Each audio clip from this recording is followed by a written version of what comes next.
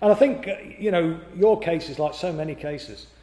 The Labour Party has sort of turned into like a 21st century version of the Stasi in certain circumstances, I mean, the whole of the regional officers during the 2016 election were spending their entire days trawling social media to see, for the new members, to see if anybody had posted anything which could vaguely be used as it was vaguely critical or something like that. People being stopped from voting by virtue of the fact that they'd shared something from the Green Party. Well, I've got a lot in common with the Green Party. I mean, I think the Green Party members, I'd like to see them join us, but I've got more in common, I've got to say, with Caroline Lucas on many issues than I have with a lot of people in the PLP.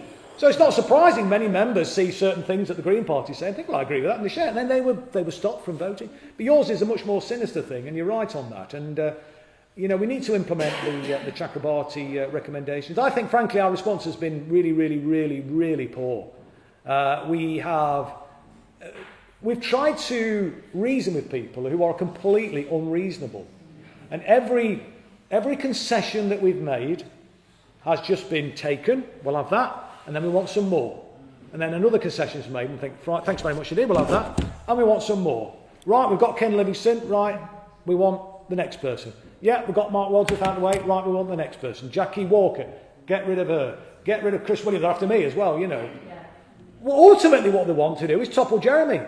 Yes. They will not be satisfied until either Jeremy's stepped down, died, or has been removed. And you cannot reason with people like that. You just can't. No. And so all sorts of absurd accusations are made against people. As I said, we've spent the summer months defending Jeremy against accusations that he's a bigot, that he's a racist. I mean, how absurd. It's like we are living in a George Orwell novel, 1984. We've got the Ministry of Truth. We've got, doublespeak, black-white, black is white, good is bad. And what they're doing is they're indulging in a phrase or a tactic, and there's a phrase for it which I've never heard of before, but it's a tactic which is being used against Lula in Brazil, where they're tying them up in so much litigation, should I say, legal actions. And that's what they've done to Lula, and obviously they've locked him up now. I think they could lock up Jeremy, they'd do that as well, obviously, And they're tying him up, and that's what they're trying to do with us. They're trying to bog us down. Thousands of these bloody things have gone in, and most of them are just absurd.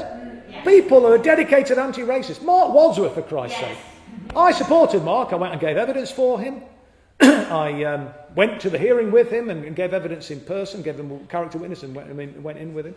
There was nothing, literally nothing, no evidence that would stand up. There was an accusation of anti-Semitism, but they withdrew that. They couldn't even, that kangaroo court couldn't make that stand up. And you know what they expelled him for bringing the party into disrepute? Yeah. For bringing the party into disrepute? What for? Asking a question at a press conference. That's all they did. Yeah. And it was a press conference, bearing in mind, it was a press conference to launch the Shami Chakrabarti's inquiry into or report into anti-Semitism and other forms of racism. I don't know if you've seen the video, but Mark got up and said, look, if a serious... Well, first of all, he called out an MP who was liaising with the Daily Telegraph, and that was just a matter of fact. It's like if you were there now, you were a Daily Telegraph journalist, and I said, well, he's working hand in glove with them, he's passing information to him. Well, you're just observing something, aren't you? So he observed that, and then he went on to say, word to the effect, look, if we're serious about if we're serious about diversity, I think he was saying, something along those lines, and tackling racism, we've got to do better than this means, because a lot of Labour Party people are there. He said, look around this room, he said, I'm about the only black or brown face in the room. Yeah. And we've got to do better than that. But he was being shouted down.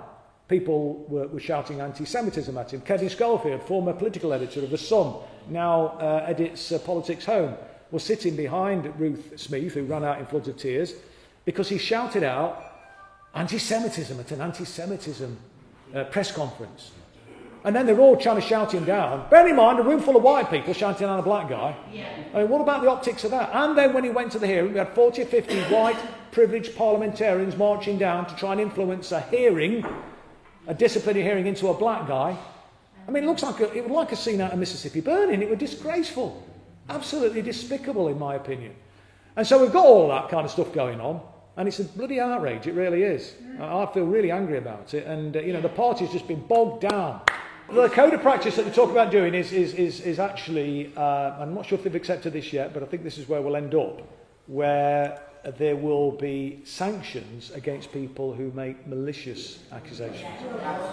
We've got to have that. We absolutely have to have that. And I know people are up in arms about that, but I think that will close down some of the, because we've had bloody thousands of them. I mean, it's just appalling. And they, with a relatively small staff, you just can't cope with it.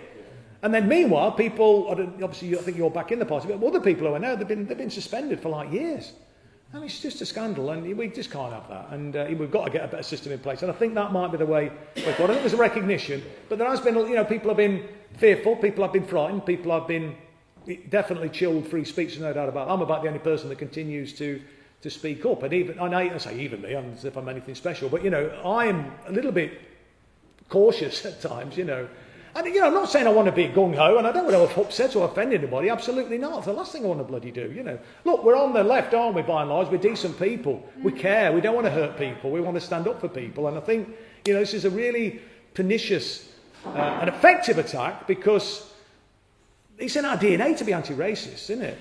And you're attacking, the very foundation of everything we believe in by implying that we are racist or anti-Semitic. And I've got to say, when I went down I was asked to go to speak by the Jewish Voice for Labour outside the Labour NEC when NEC met to deliberate on the IHRA examples. And there was a gathering of about 200 people, and there was another gathering of about half a dozen people who got a load of attention on the media, but literally there was only about half a dozen of them.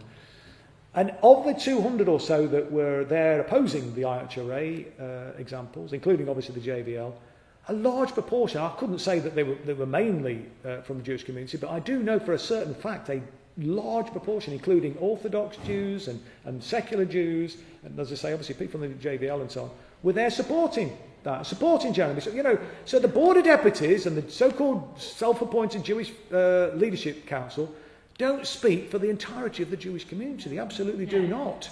Yes, they speak for some, and there's no doubt about that, and some have been who maybe are not politically active, and they see this stuff, and they might think, with good reason, if you're not in the know, you might think, bloody hell, the Labour Party is full of a bunch of fascists and racists, etc. So we've got to work hard, I think, to try and get beyond this. But I suppose it's an inevitability of because this attack has got some traction, and so they've kind of run with it, and they've run with it, and they've run with it, and all the other ones about the IRA and all that kind of stuff. That's not to say there are no examples of anti-Semitism. I'm sure there are. But interestingly, even Chukwuemeka, I'll shut it. I know I keep going on too long, but even Chukwuemeka, in an article I think it was on Labour List, you can look it up, from a few years ago. I think it might have been when he was writing maybe something in response to or a report about that Home Affairs Select Committee report that looked into anti-Semitism, if you may remember seeing it.